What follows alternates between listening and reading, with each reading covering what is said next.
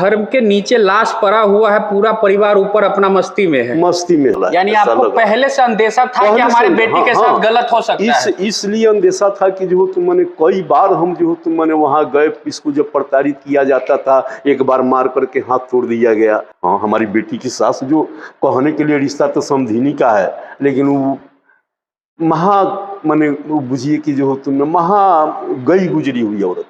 आखिर ये मौत कैसे हुआ था? आपकी बेटी का मौत कैसे हुआ था? मौत तो जिस तरह का जो वोमिटिंग होना, पेट में दर्द होना जो तो मैंने तो उसी का लक्षण था। तो अभी तक प्रशासन कोई ठोस उचित कार्रवाई नहीं किया? कोई कार्रवाई नहीं किया। आपकी बेटी मरी, उसका पेपर में कोई नहीं निकला? कोई जिक्र नहीं निकला, निकलने ही नहीं दिया।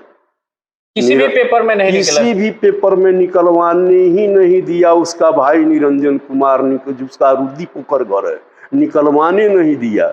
हम थक हार करके मीडिया का जो तो मैंने छोड़ दिए, जो तो भरोसा किया अभी हाजीपुर की मीडिया हमको हमारी कोई मदद नहीं करने जा रही, सच्चाई को भी जाहिर करने के लिए तैयार नहीं है। कहाँ किए थे अपनी बच्ची का शादी आप? बच्ची की शादी जो हम किए थे, उनका घर हुआ जो तुमने पूर्वा चांदपुर रहते हाजीपुर में? जी, रहते थे हाजीपुर में, राजपूत नगर। क्या नाम था आपके समधी का? हमारे समधी का नाम था भरत प्रताप। और दामाद का? दामाद का अजय कुमार था। नमस्कार, आप देखना शुरू कर चुके हैं बिहार वाला और मैं हूं मिथुन कुमार। दोस्तों, आज हम एक ऐसे पिता की कहानी आप लोग को बता रहे हैं, जब एक पिता अपनी बेटी और बेटा को बड़े अरमानों के साथ पालता है, लेकिन जब उसी हाथों से जब उसका श्राद्ध और अर्थी उठते हैं, तो वो पिता का दर्द कोई और नहीं समझ सकता है जब ऐसा होता है। तो क्या नाम हुआ चाचा जी आपका? चंद्रभूषण प्रसाद से। कहाँ के रहने वाले हैं? बारादल। पारू के? जी, पारू थाना बारादल। क्या ऐसी घटना हुई है जो आपके बेटी के साथ घटित हुआ?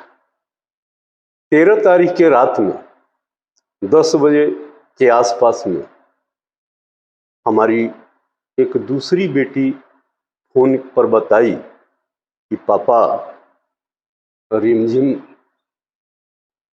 बड़ा कष्ट में है, वह बहुत बेचैन है।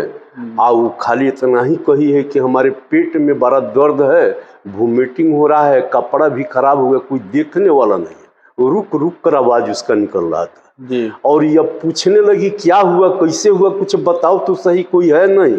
तब तक अब कह रही कि कोई नहीं है, सब है, सब ऊपर बैठा हुआ है, ऊपर है सब जो, तो हमारे पास कोई नहीं है। और उसके बाद में उसका मोबाइल उसके हाथ से छूट गया। यानी घर की महिला बेचैन है, परिवार में देखने वाला कोई नहीं है। कोई नहीं। वो बेसमेंट में अकेले जो तो तरफ तरफ करके जो तो मैंने जो तो अपना दुखरा जो तो एक आध दो लाइन में अपने बहन को बताई, और उसके बाद में उसके हाथ से उसका मोबाइल छूट गया। उसके बाद में जो तो मैंने बता दी, तो हम तुरंत अपने लड़का को यहाँ से रवाना किए। वो गया जो तो मैंने, जब एक हमारी बेटी दामाद भी जो तो मैंने रास्ते में है चांदी में, उन्हीं का परिवार, उन्हीं के ससुरी शादी करवाए थे, उनको लेकर के जो तो मैंने वो सब जो तो जब तक वहां जाए तब तक जो तो मैंने यह जो तो मैंने खत्म हो चुकी थी। कोई देखने वाला था उसके पास कोई देखने वाला, सारे परिवार के लोग ऊपर बैठे हुए थे। जब हमारा बेटा, हमारी बेटी, हमारे दामाद, ड्राइवर जब वहां पहुंचा, तब जो तो मैंने जो तो उतर करके जो तो मैंने दामाद जो तो मैंने इसके हस्बैंड जो तो मैंने नीचे है, और देख इन लोगों को जब देखा तो झूठो जो तो मैंने अपना सफाई उफाई देने लगा, हमें कि नहीं। लेकिन उसके बाद में जब प्रशासन आई है, तब जो तो ऊपर से जो तो उनको बुला करके ले आया है, चाहे जो तो मैंने वो सब उतर करके डेड बॉडी देखने आया। ये स्थिति पहले से भी प्रताड़ित वगैरह किया जाता था क्या? बहुत पहले से, लगभग शादी को तो 17-18 साल हो गया, लेकिन 2 साल के बाद से वो सब प्रताड़ित करना शुरू कर दिया। दहेज के लिए जो तो मैंने ये करे कि तक कथी दे लो बाप तो है, सोना ऐसा बेटा दिली तो का दिली, अलूल जलूल बात जो तो बराबर जो तो मैंने प्रताड़ित करती थी। उस परिवार में वो उसका जिंदा रह पाना तो हमको पहले से भी शक हो रहा था कि सब जो तो मैंने इसको जो तो मैंने इसके साथ जो तो मैंने कुछ न कुछ अभद्र मैंने दुखद घटना इसके साथ होने वाला है। यानी आपको पहले से अंदेशा था कि हमारे बेटी के साथ गलत हो सकता है? इसलिए अंदेशा था कि जो तो मैंने कई बार हम जो तो मैंने वहां गए, इसको जब प्रताड़ित किया जाता था, एक बार मार करके हाथ तोड़ दिया गया, समय कि नहीं। उस समय भी वह प्रशासन को जो तो मैंने हम लोग जाकर के प्रशासन आया, लेकिन हमारे समझी जो तो मैंने समझौता काड़ा उड़ा करके कर मुड़जोड़ करके प्रशासन से इसको छोड़ा लेते थे। इन लोगों का जो रवैया 7-2 साल के बाद जब खुल करके सामने आया, सबसे ज़्यादा जो तो मैंने सबसे ज़्यादा घृणित औरत इनकी पत्नी है। वैसी औरत आज तक हम जीवन में नहीं देखे। हमारा भी लगभग अब 70 का उम्र होने जा रहा है, लेकिन वैसी औरत नहीं देखी। यानी आपकी बेटी की सास? बेटी की सास, हाँ, हमारी बेटी की सास, जो कहने के लिए रिश्ता तो समधिनी का है, लेकिन वो माने वो बुझिए कि जो तुमने गई गुजरी हुई औरत, उसके लिए कुछ भी कहा जाए वो उचित नहीं होगा, समझे कि नहीं। डेड बॉडी देखा, फिर उसके बाद वो लगी जो तुम माने कांपने। उम्र उनका भी हम समझते हैं कि लगभग जो 70 पारे कर गया है ना, तो अब कांपने लगी। उसके बाद उनको जो तो मैंने प्रशासन छोड़ दिया। दामाद को, हमारे दामाद को हम ही लोग जो तो मैंने पुलिस के हवाले किए। वो भी अरेस्टिंग कोई पुलिस नहीं की है, हम ही लोग हवाले किए। आखिर ये मौत कैसे हुआ था? आपकी बेटी का मौत कैसे हुआ था? मौत तो जिस तरह का जो तो मैंने सिचुएशन देखे, उससे लगा कि जो होती इसको जो विष दिया गया है, जहर खिलाया गया है। वोमिटिंग होना, पेट में दर्द होना जो तो मैंने तो उसी का लक्षण था, समझे ना। तब हम लोगों को लगा कि जो तो मैंने ये सब जो तो विष दे करके इसको मार दिया। उससे पहले आपकी बेटी जब तक आप लोग नहीं पहुंचे थे, उससे पहले हॉस्पिटल ले जाने वगैरह की व्यवस्था वो लोग नहीं किए थे? व्यवस्था नहीं, कोई व्यवस्था नहीं। हम जो तो मैंने जब फोन किया यहाँ थे, हम अपने जो तो मैंने लड़का लोगों को भेज करके जब हम फोन किए, उसके बाद में जो तो मैंने वो जो तो फोन उसका रिंग हो, कोई उठाने वाला नहीं था। फिर उसके बाद जो तो मैंने तब हम उसके परिवार के जो तो मैंने उसके बड़े भाई के लड़के पर, अपने दामाद के बड़े भाई के लड़के निकेश कुमार के नंबर पर फोन किए, वो नहीं उठाया हमारा फोन। फिर वो अपने, तब उसकी मतारी जब तीसरा बार रिंग हुआ तो उसकी मतारी फोन उठाई, तो उसकी मतारी जो हो तो मैंने हमसे कह रही, हमके बउआ का हुआ है, कथी सुन रहे हैं? तो कहे कि न हम यूँ तो अब के सुनई तारीख की देवत का दो जहर खा ले रही। हमने सुना ना, चाहे कुछ कहले हो, कई कुछ सप्ताह बाद के बात बा, तनी ओकरा के बचावे के कोशिश कर। बेटा तन क्या जा नीचा जाके देखत कहाँ बड़, तो हम अपने जेबत रूम में बाड़ी, हमें नीचा जा नीचा जा, उमें कोई नहीं खे, वो अकेले तरफ के जेबत मैंने बेचैन बा, ओकरा के जाके देख कि वो कम से कम जेबत ओकरा के हॉस्पिटल ले जा, कोई डॉक्टर से ओकरा के तू जेबत मैंने दवा दारू कराओ, अगर बच जाए, कहीं कुछ न हो या कुछो न हो, हम आए, हम आके तुहनी की डेरा न कोनो तरह के बात ओकरा के बचावे के प्रयास कर। आप अपने बेटी के दयादीन कोई बात कह रहे हैं? जी, हम अपने बेटी के दयादीन कोई बात करें, उनकी बड़ी गोतनी को, लेकिन फिर भी वो लोग कोई मदद नहीं? कोई मदद नहीं किया, कोई मदद नहीं किया। जब हमारा लड़का जो हो तो मैंने, हमारी बेटी, हमारा दामाद जब जो तो वहाँ पहुँचा, तब तक वो जो मर चुकी थी।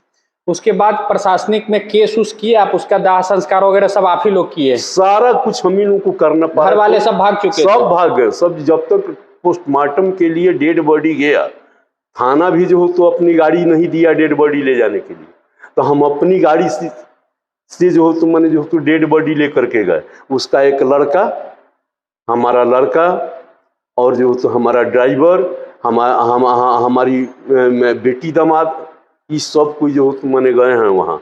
तो जा करके जो तो मैंने पोस्टमार्टम हो करके जब डेड बॉडी सवेरे आया, तो मोहल्ला का लोग जो हो तो मैंने जमा हुआ, समझे कि नहीं। सब कोई जान गया, हमने मोहल्ला का लोग कम से कम जाने की बात का हुआ, हम डेड बॉडी लेकर के डेरा पर आइए। इसका फ्लैट जो हो तो मैंने खाली वो बाहर से ताला मार करके लोग गया था, और सब इसी बीच में वो सब अपने फ्लैट का जो हो तो ताला मार करके जो तो सब फिरार हो गया, कोई नहीं था।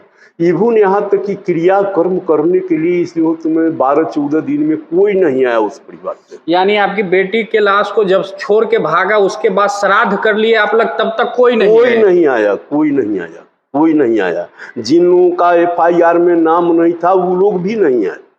आपने किन किन लोगों पर केस किया है अपनी बेटी के लिए? हम जो तो मैंने केस किए हैं, उसमें मुख्य रूप से जो हो तो मैंने, हमारे जो हो तो मैंने दामाद थे, उनकी माँ थी, उनकी बहन थी, और जो तो उनकी भौजाई थी, माने इस बच्ची की गोतनी, बड़ी गोतनी, आए वो उसका जाऊ, गोतनी का एक लड़का। बस 5 आदमी पर जो होते मैंने, 5 आदमी, हमको 5 ही आदमी पर जो होते मैंने लगा कि इसी 5 आदमी के मिली भगत से इस सारा जो होते मैंने ये कराए, और एक साजिश के तहत लोग जो होते मैंने सब अंजाम दिया है घटना को। क्या लग रहा है आपको, भरोसा है प्रशासन उचित कार्रवाई करेगी? प्रशासन, थाना प्रशासन पर हमको भरोसा नहीं रहा। जो हम देख रहे हैं रवैया, उससे जो तो मैंने थोड़ा भी हमको नहीं लग रहा है कि ये लोग जो तो मैंने कुछ करेगा। हमको तो ये लग रहा है कि जो तो मैंने लगता है कि जो तो मैंने उसका इसके बड़ी गोतनी का एक भाई है निरंजन कुमार, ये बाद में पता चली है, जो पत्रकार है, दैनिक भास्कर में कहीं पत्रकार या कुछ है, वो किसी भी हम मीडिया वाले को बुलाए कि जो तुम मैंने हत्या हो गई है हमारी बेटी का, जरा इसको आप लोग जो तुम मैंने देखिए, कोई पत्रकार नहीं आया, सबको वो मना कर दिया। सब हम जिस भी जो तुम मैंने कहवाए वो कहा कि अच्छा ठीक है, डेरा पर आकर के हम लोग मैटर ले लेते हैं, कोई नहीं आया। न ही थाना प्रेस को दिया, थाना भी, आपकी बेटी मरी उसका पेपर में कोई नहीं निकला, कोई जिक्र नहीं निकला, निकलने ही नहीं दिया, किसी भी पेपर में नहीं निकला, किसी भी पेपर में निकलवाने ही नहीं दिया। उसका भाई निरंजन कुमार, जिसका रुद्दी पोखर घर है, निकलवाने नहीं दिया। और उसके बाद में